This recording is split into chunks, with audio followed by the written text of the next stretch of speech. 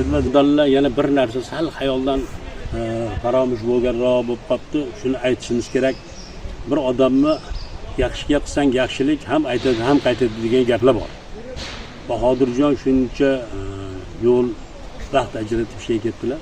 Biz 90-yilda Bahodirjon bilan salomlar qilishga boshlaganmiz. Buning sababchisi Bahodirjon shu Sharqonning eng sho'x yigiti bo'lgan.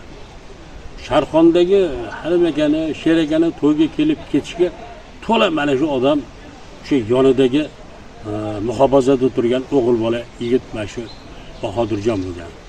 Biz ham Sharqonga boradigan bo'lsak, falonchi Bahodirjon yapon desa, o'sha ko'chaning eng uzuqorasi ham Bahor akam deydigan gaplarni eshitganmiz.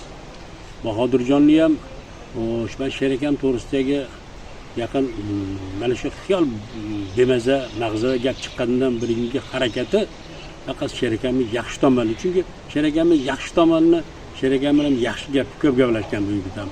Bu yigitnikida ham 3-4 bor Sher akamning xizmatida biz yonda bo'lganmiz. O'g'illarni o'ylashda, qizini chiqarishda.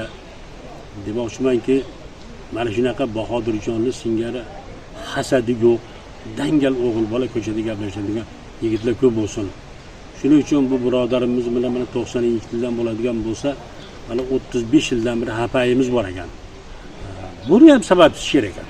Sher akam shu yetalar borgan, kengi mol qo'qmay yurganmiz, sababi har bitta yeri o'zini muhofaza qiladigan odam bor ekanda.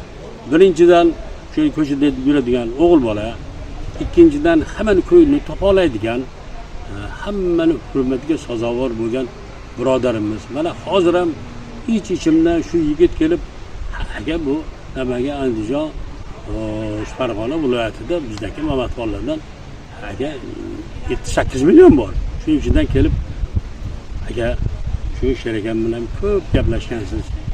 Sher akam to'g'risidagi gaplar deganlarga chiroyli bilganimizni, esimizdan chiqib qolgan yerlari bo'lsa, unga uzr aytamiz. Biz shu shoh bilan